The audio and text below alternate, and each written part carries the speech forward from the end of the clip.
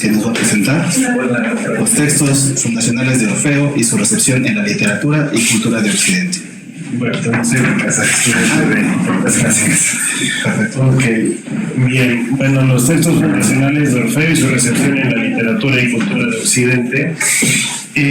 Para esta ponencia le he dividido en tres, mejor dicho, he dividido el tema en tres bloques, precisamente porque decirlo en 15 minutos, pues obviamente nos llevaría, digamos, a abordar pocos detalles de esto. Bien, voy a comenzar con una biografía mitológica de Orfeo y ahorita van a ver cómo. Orfeo, según los testimonios que han llegado hasta nosotros, entre los que destacan la historia de Heródoto de Halicarnaso y la biblioteca histórica de Diodoro Sículo, es que refieren que primero que nada es hijo de un dios, del dios Apolo y de la musa Calíope. Pero si hablamos en las variantes de su relato mítico, podemos encontrar una categoría similar a la de Heracles, pues también tiene un padre mortal, Eano, hijo de Cárope, ambos en su momento reyes de Tracia. Cuestión que lo hace oriundo de una región extranjera, aunque influida por el helenismo, por lo cual deducir que Orfeo, si es que existió, conoce, mejor dicho, por lo cual podemos decir que Orfeo, si es que existió, conoce una variante de la lengua de la Hélade que hoy estudiamos como griego antiguo. El hecho de que Orfeo proceda de una región extranjera, en este caso Tracia, por tradición su lugar de nacimiento, alejado de las regiones de la Hélade, digamos centralmente hablando, no le resta importancia, todo lo contrario, pues los testimonios más antiguos que relatan su historia se conservaron precisamente en la misma lengua, el griego. Y seguramente Orfeo, considerando su existencia, debió cantar en esta lengua común. Es, sin lugar a dudas, de los personajes más relevantes, de los personajes más importantes de la cultura y de la mitología. Sin este personaje, obviamente los clásicos que han llegado hasta nosotros pues no serían lo mismo. Pues no tendríamos aquellos testimonios que una y otra vez los diferentes autores los han transmitido a lo largo de los periodos durante la época clásica. Y estos no solamente durante la época clásica fueron transmitidos, sino también llegaron a la Edad Media y al Barroco. Por eso, mencionar algunos textos órficos como fundacionales. Abonando esta primera descripción, que pretende ser una biografía mitológica de Orfeo, es menester indicar que el motivo principal que se conoce, el motivo, digamos, tradicional, es que se trata de un personaje que heredó de su padre Apolo el poder de la música y de su madre Calíope el canto lírico, o sea, la magia del canto. Atributos que se conservaron en todas las variantes de los relatos recogidos y transmitidos hasta nuestros días. Es la primera identificación que todos tenemos de Orfeo. Siempre lo vemos armado, por así decirlo, con su lira y obviamente con un plectrogético que permite que precisamente la magia de la música acompañe su canto y obviamente pueda crear los sortilegios que todos conocemos, como gobernar la naturaleza o dominar las fieras. Ahora bien, dentro de la temática, el relato mitológico que conocemos, el más popular, por así llamarlo, el que se conserva en prácticamente toda la tradición, es el que narra su enamoramiento con la ninfa Eurídice, quien muere a consecuencia de la mordedura de un áspid venenoso cuando huía de Aristeo, el apicultor que pretendía amarla a la fuerza. Tras la muerte de la ninfa, su alma se va hasta los más recónditos rincones del Hades, donde ha de permanecer por toda la eternidad. Mas Orfeo, que conocía los secretos para descender hasta el universo de los muertos, tomando su lira y el plectro y el referido, entre sus manos emprende cantando y tañendo el instrumento creado por Hermes. El descenso hacia el centro del universo, con el fin de convencer a las potencias infernales y regresar al mundo de los vivos. Situación que en principio logra conseguir, sin embargo, rompe un precepto que le imponen los jueces del reino de Hades, no girar la cabeza hacia atrás, hasta cruzar el umbral que divide la tierra donde habitan los vivos del profundo abismo en el que moran los muertos. Hecho que Orfeo no logra conseguir, cuestión por la cual regresa ante Hades otra vez y en alguna otra versión se encontrará con Proserpina también, pero en este segundo intento falla al rescatar el alma de su amada. Derrotado el músico, ya una vez fuera del tenebroso reino, fue lapidado y desmembrado por un grupo de bacantes, o dependiendo la versión, fulminado por un rayo de Zeus, por compartir con los mortales los misterios secretos, según apunta Pausanias en el libro 11 de su descripción de Grecia.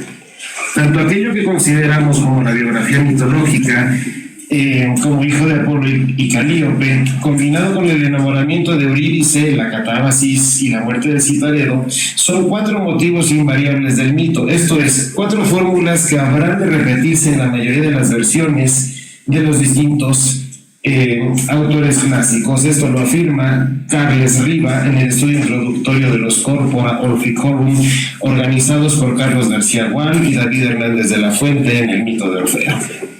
Estudio y tradición poética.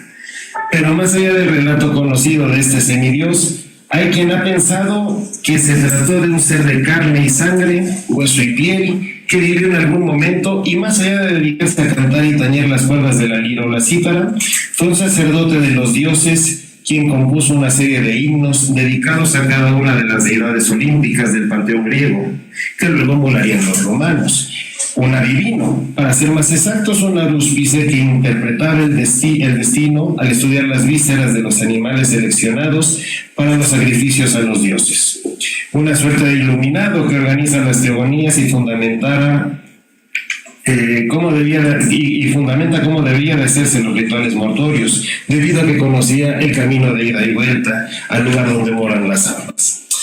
Miguel Periago Lorente indica, cito, testimonios de la propia antigüedad hablan de la existencia de Orfeo en el año 1000 a.C., fechando su vida en 9 generaciones antes de Hesíodo y tomando al vate de Astra como referencia.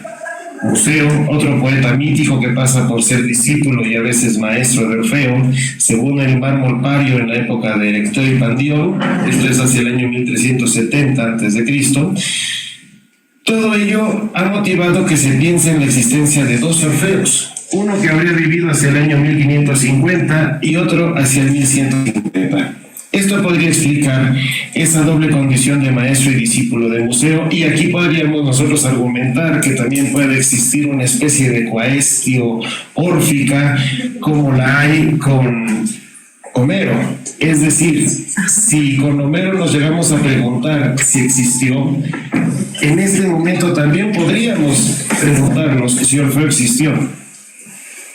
Y Orfeo puede verse desde otra óptica, por ejemplo la de un filósofo o inclusive como uno de los primeros autores contemporáneos a Lino, un músico que enseñó a Heracles los rudimentos de la música, y a Museo. Aristófanes habla al menos de Orfeo y de Museo entre los versos 1032 y 1032-1036 en su Comedia de las Ranas, indicando no solamente la característica de sendos personajes, sino que también ofrece una suerte de cronología que comienza con estos mencionados autores, como los poetas y músicos más antiguos, ubicándolos antes del Rapso de Homero. Se leen los versos de Aristófanes. Ahí está Orfeo, que nos enseñó los misterios y abstenernos de los muertos. Y Museo, la curación de las enfermedades y los oráculos. Y Hesíodo, el trabajo del campo, las estaciones de los frutos y el arado. Y el divino Homero, de donde tanto honor y gloria como tiene, sino de que nos enseñó las cosas más nobles, ejércitos ordenados, la virtud y el armamento de los varones. El tiempo del mito. Bueno, aquí viene la polémica seguramente. En el momento de hablar de los textos fundacionales de la antigüedad clásica, los poemas épicos de la Ilíada y la Odisea son los poemas que se consideran por la crítica literaria que son los primeros, donde prácticamente parte la cultura griega y de donde prácticamente se deriva todo esto que estamos estudiando. Y el argumento se mantiene si se toma en consideración que las rapsodias homéricas fueron las primeras en ponerse por escrito, por encargo del tirano de Atenas hacia el siglo VI, ¿no? Entre los detalles a tomar en consideración es que ambos poemas habían sido parte de la tradición oral, muy seguramente los textos órficos también. Y en este punto puede surgir una discusión con una arriesgada aseveración de mi parte. Sin Orfeo y sin los relatos de otros personajes, los poemas homéricos no tendrían razón de ser y posiblemente no habrían existido. Los datos con los que contamos hasta el momento indican que los poemas homéricos no fueron los únicos testimonios que se pusieron por escrito en su tiempo. Alberto Bernabé Pajares, por ejemplo, señala que otros testimonios, como el que aparece en el papiro de Derveni, o una teogonía conocida más que nada como la teogonía de las rapsodias, son atribuidos a Orfeo. Estos debieron circular por escrito también en un momento entre los siglos V y IV antes de Cristo. Mas dejando de lado la discusión sobre la génesis de las teogonías órficas, la temporalidad del mito puede ofrecer otra interpretación si consideramos que los textos que han llegado hasta nosotros son producto de la tradición oral. Entonces, además de las rapsodias, de la Ilíada y la Odisea, y otros poemas también debieron cantarse. Posiblemente los himnos homéricos, los himnos órficos, dentro del credo del orfismo, y las versiones de otros poemas épicos en donde se narran sobre todo las hazañas de Jasón y los integrantes del Pentecostés. Y al continuar con la cronología mitológica, y aquí viene la justificación de mi aseveración pasada, digamos, si la nave Argos no hubiera zarpado con rumbo hacia la Cólquide, Peleo no hubiera conocido a Tetis, sus bodas no se hubieran llevado a cabo, Eris no hubiera hecho aparecer la manzana dorada con el mensaje para la más bella, Paris Alejandro había terminado de arar el campo cerca del monte Ida, el rapto de Helena no se hubiese llevado a cabo y por ende Aquiles, además de no haber nacido, no se hubiera encolerizado por culpa de Agamenón y Odiseo no habría tenido que sufrir las vicisitudes del regreso de Troya a Ítaca. Entonces, si la aventura de la Argo míticamente es anterior a los poemas homéricos, en las argonáuticas estaría el numen de nuestra literatura, no obstante que las versiones escritas que sobreviven se hubieran generado a partir del siglo V, siendo la versión más relevante, la más importante, la que Apolonio de Rodos organiza en el siglo III a.C. A este respecto, Orfeo, uno de los poetas y cantores más antiguos entonces, podría definirse como uno de los fundacionales de la cultura helenística, pues atribuido a su autoría aparece una versión de las argonáuticas, órfica argonáutica, cuyo mito, según el argumento, es anterior a la guerra de Troya. En la narración de este poema, el personaje, autor, aparece sentado en una cueva, ajustando las cuerdas de su lira, preparándose para cantarle al dios de Delos, su padre, después de haber perdido por segunda ocasión a su esposa, posiblemente. No se menciona el nombre de Eurídice, cuando Jasón va a buscarlo para involucrarlo en su periplo. Recuerdo que es muy similar al de Odiseo yendo a buscar a Aquiles. De esta manera, le comento, por cierto, ¿cómo voy? Sí. Ok. De esta manera le comenta a su padre Apolo cómo fue este momento. Mas cuando Jasón entró en la ansiada cueva, dejó salir fuera de su velludo pecho una dulce voz. Orfeo, caro hijo de Calíope y Eagro, yo soy el hijo de Esón de Tesalia, deseo ser tu huésped. Por otra parte, recíbeme afectuoso y benévolo. Escucha mis palabras con atención cortés y accede a mi súplica de llegar a las profundidades del Ponto inhospitalario y al fortificado Fastis con mi nave Argo, y de mostrarme las rutas del mar de la doncella. Tú, amado de los héroes, que como es natural aguardan tu lira y tu profética voz, esperando tenerte como aliado en las fatigas del mar. Hasta aquí, Orfeo. Esta incertidumbre del orden de los mitos, de saber cuál fue primero, pues obviamente obedece a una necesidad propia del ser humano por saber en dónde está parado y por saber qué está pasando con su mundo. David García Pérez indica: la necesidad del mito en el edificio del imaginario cultural y la urgencia por dar sentido a la existencia humana son quizás los dos principales componentes en la génesis de la mitología. Las estructuras mitológicas se construyen poco a poco hasta alcanzar una presencia vital en la historia. Bien, y de aquí obviamente si Orfeo pasó a la Edad Media, o mejor dicho, si estuvo en la época clásica recogido por casi todos los escritores, todos los autores, pues después de la caída del Imperio Romano también circulan distintas manifestaciones de Orfeo. Sobre todo puedo hablar de Italia y de España, siendo las Metamorfosis de Ovidio uno de los primeros, o mejor dicho, uno de los textos fundamentales. Verbigracia de esto, el rey Alfonso X, el sabio, en su primera crónica general de la historia, recupera parte del mito de Orfeo, parte del mito de las argonáuticas, lo fecha en tiempos del juez Gedeón y venía diciendo,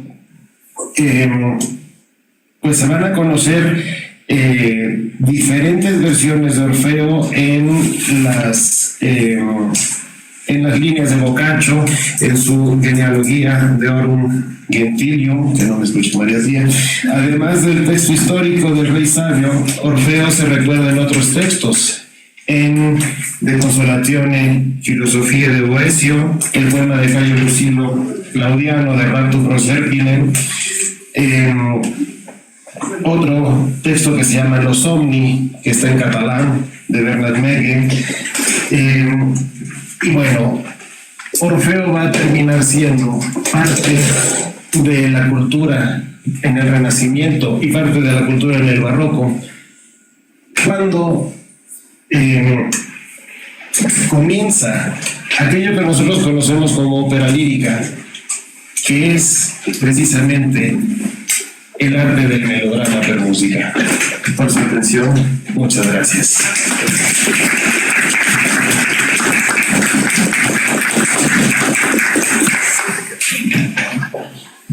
Pues muchas gracias.